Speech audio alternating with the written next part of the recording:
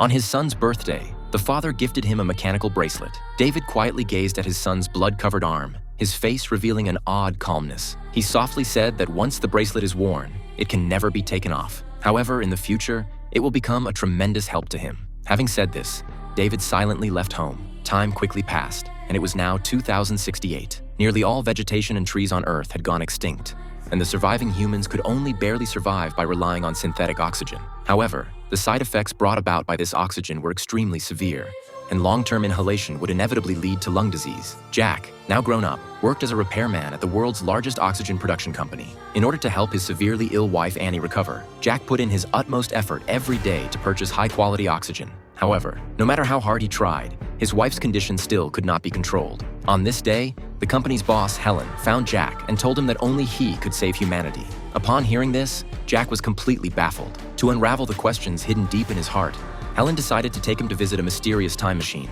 5 days ago, a mysterious message from the world 500 years in the future arrived. The contents were shocking. Jack was summoned to travel to the future 400 years from now. The doctor speculated that humans 500 years in the future were still alive, and might have even found a cure for the oxygen disease. So they decided to let Jack embark on this unknown journey. However, the computing power of the time machine was limited and could only perform one-way transportation. After hearing this, hesitation and panic immediately welled up in Jack's heart. But when he thought of his wife's worsening condition, he decided to take the risk and try again.